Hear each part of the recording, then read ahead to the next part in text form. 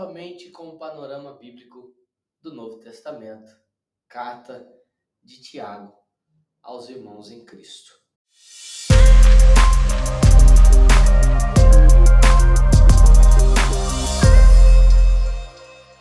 E agora o capítulo de número 3. Esse capítulo é fantástico, porque ele vai continuar falando sobre relacionamento. Perceba você como é importante nós entendermos que santidade é relacionamento. Talvez muitas pessoas acham que santidade é só a maneira de se vestir. Então ele acha que se ele colocar uma roupa diferente, por os usos, costumes de algumas denominações, essa pessoa é santa. Não necessariamente, tá? Vamos lá. Quando o pecado entra no mundo, o homem se torna inimigo de Deus. Olha aí o problema na relação. Já é com Deus. E quando Deus vai falar com o homem culpa a mulher. Então, o problema da santidade não, mas o problema do homem que envolve santidade é o relacionamento com Deus e com o próximo, que era ali a sua esposa. Só que olha que interessante. Jesus vai resumir o evangelho a isso. Amarás o Senhor teu Deus de todo o teu coração, de toda a tua alma, de todo o teu entendimento. E o teu próximo como a ti mesmo. Jesus vai demonstrar que o evangelho na nossa vida nos liga novamente a Deus, nos trazendo amizade para com Deus através de Jesus e para com o próximo. Então, falar sobre santidade, precisamos falar sobre relacionamento. Se a pessoa diz ser santa, mas ela vive de fofoca, ela vive de discussão, ela vive de inimizade, é uma pessoa que constantemente vive fazendo inimigos, pode usar a roupa que quiser, que não está vivendo a santidade bíblica. Só mudou a capa, mas por dentro não mudou nada. Por isso que Jesus olhava aos fariseus e chamava eles de sepulcros caiados. Havia uma ideia sobre eles que eles eram fantásticos, que eles eram os guardiões ali de tudo e que eles não erravam e que eles eram isso, aquilo outro e acabavam literalmente desprezando pessoas. Tanto é que eles olham e ficam escandalizados com Jesus, por Jesus literalmente se sentar com as prostitutas, com as pessoas daquela época, eles ficam horrorizados. E Tiago, ele não vai sair dessa linguagem e dessa linha de pensamento sobre santidade. Tiago começa o capítulo 3, ele diz assim um pouquinho antes, também a fé sem obras está morta. Ou seja, voltando aqui que nós estávamos falando no vídeo anterior, mostrarei minha fé pelas obras. Sabe como as pessoas vão acreditar naquilo que você professa? Como elas vão saber que Cristo é real na sua vida? Pela sua maneira de viver.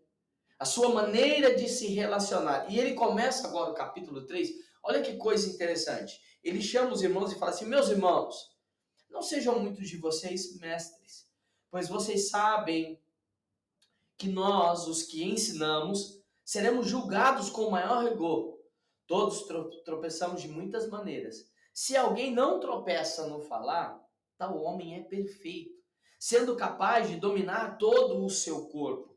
Quando colocamos freio na boca dos cavalos para que eles nos obedeçam, podemos controlar o animal todo. Também, como exemplo, os navios, embora sejam tão grandes e impelidos por fortes ventos, dirigidos por um leme muito pequeno, conforme a vontade do piloto. Semelhantemente, a língua é um pequeno órgão, olha isso, do corpo, mas se vangloria de grandes coisas. Vejam como um grande bosque é incendiado por uma simples fagulha. Olha isso aqui. Tiago está dizendo que a língua é capaz de incendiar certos ambientes e relacionamentos. Como que alguém pode se dizer santo quando a sua vida é de fofoca, é de intriga, de insubmissão e por aí vai? Olha como ele vai trazer para nós e mostrando assim de uma maneira metafórica, dizendo que é semelhante à língua, é um pequeno órgão do corpo, mas se vangloria de grandes coisas, e ela é capaz de incendiar um bosque, É uma fagulha pequena e que incendeia um bosque. Gente, olha a seriedade disso. Quantos relacionamentos, olha de novo a santidade, relacionamento. Quantos relacionamentos não são destruídos porque a pessoa não consegue refrear a sua língua? Gente, santidade tem tudo a ver com relacionamento. A maneira que eu lido com a minha maneira de falar sobre o outro, o que eu penso sobre o outro. E é interessante nós pensarmos algo também, que quem fala confessa. Vou fazer uma breve análise para vocês entenderem. Já viu aquela pessoa que chega para alguém e ele fala assim, ó, você tá vendo fulano ali? Aham. Cuidado que ele é fofoqueiro. Se você fizer uma análise correta disso, você vai olhar e falar assim, mas o fofoqueiro é ele. Porque é ele que está falando sobre o outro. Ou seja, gente, quem chega para você e literalmente vai falar algo, usa a língua para isso, ele está falando, ele está entregando ele mesmo para você. E às vezes a gente é tão imaturo, olha, voltando ao capítulo 1, tão imaturo que a gente permanece numa relação ouvindo muitas vezes lixos emocionais, ouvindo coisas que a gente não deveria ouvir. Muitos dos nossos problemas seriam evitados se a gente parasse de ouvir gente errada. E é sobre isso que ele está falando aqui. Como que um cristão pode usar a língua? E assim também a língua é um fogo, é um mundo de iniquidade. Olha o que ele está falando. É um mundo de iniquidade. O que é iniquidade? É o pecado, é a maldade, a vaidade que está dentro do ser humano. Tá? Colocada entre os membros do nosso corpo. Contamina a pessoa por inteiro. Incendeia todo o curso da sua vida. Sabe o que ele está falando? Que a pessoa que usa a língua, ela literalmente está arrebentando todo o curso da sua própria vida, porque ela vai viver de confusão. Ela vai estar num ambiente, ela arranja confusão, ela sai de um emprego, ela arranja confusão, ela vai para outro emprego, ela arranja confusão, ela vai para uma igreja, ela arranja confusão, ela vai para outro lugar, ela arranja confusão. Por que é isso? A Bíblia está sendo clara. Ele incendeia, tá? Todo o curso da sua vida. Se ele incendiou todo o curso da sua vida, o que vai ter de vida naquilo? Nada. A pessoa reclama da vida que ela tem. Mas a Bíblia é muito clara, né? Sendo ela mesma incendiada pelo inferno. Olha que seriedade nisso. Veja se, quando alguém passa a denegrir a imagem de um irmão, não senta, não conversa, não resolve a situação, vê se ele não está se colocando a serviço de Satanás, a serviço do inferno. Porque a Bíblia está dizendo aqui, ó, sendo ela mesma incendiada pelo inferno. Muitas vezes você está abrindo a porta da sua casa, o seu ambiente de trabalho, e falando, diabo, senta aqui. Fica à vontade no ambiente da minha família, fica à vontade em casa. Pastor, mas como assim? Tá aqui, ó. Sendo incendiada pelo inferno. Ou seja, se ela é incendiada, a língua é incendiada pelo inferno, ela causa tanto mal ao outro, por que a gente às vezes quer usá-la tanto? Aí você vai olhar Provérbios, a Bíblia diz que a palavra ela é capaz de gerar vida ou morte. Aonde que ela gera? Na psique humana. Quantos pais, ao usarem a língua, destruíram literalmente a vida dos filhos?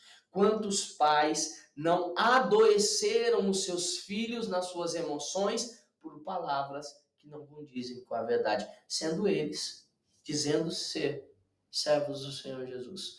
Pais que literalmente reproduziram nos filhos seus traumas, tudo que viveu, toda a raiva e frustração, e passaram para quem isso?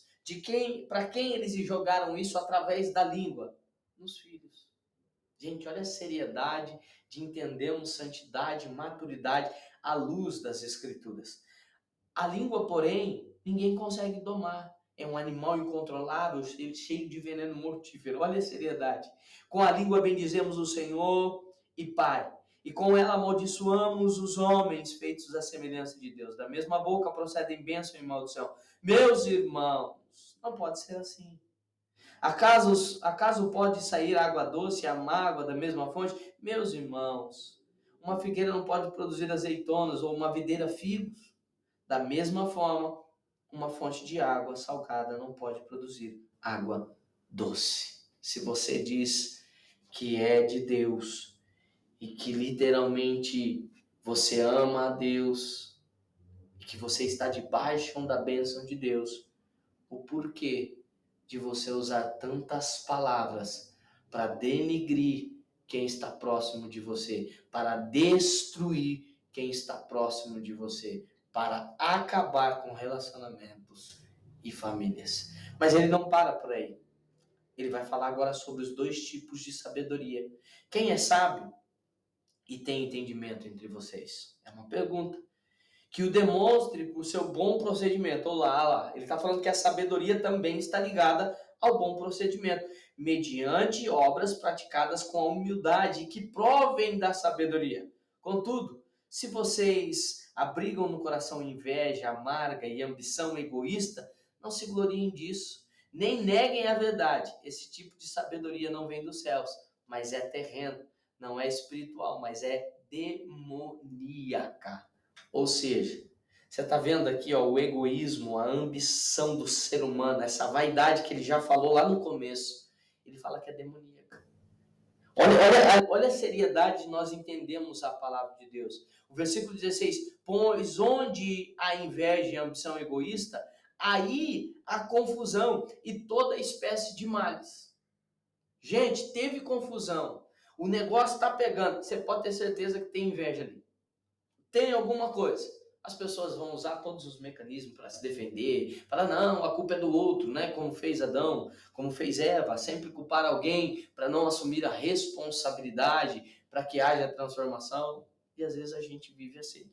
E ele continua, mas a sabedoria que vem do alto é, antes de tudo, pura, depois pacífica, amável e compreensível, cheia de misericórdia e de bons frutos, imparcial e sincera. Pega essa daqui e leva para você. A sabedoria que vem do alto, ela é imparcial e olha que palavra, sincera.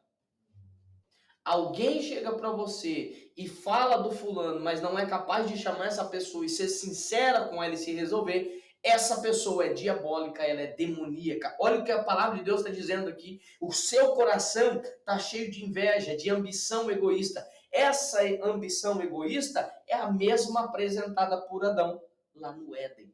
Quando Deus vai falar com Adão, ele culpa Deus, foi a mulher que o Senhor me deu. Ou seja, a culpa é de Deus e da mulher. Ele não pensou duas vezes em colocar a mulher dele numa posição onde ele pudesse se dar bem, onde ele pudesse literalmente falar, eu quero me proteger. Egoísmo é pensar só em mim. E aqui vai uma reflexão que eu digo a toda a igreja. Nós precisamos entender que a característica do homem santo é entender que o Pai não é meu, o Pai é nosso. O pão também não é meu, o pão é nosso. Que a graça de Deus esteja com você. Encerramos por aqui o capítulo de número 3.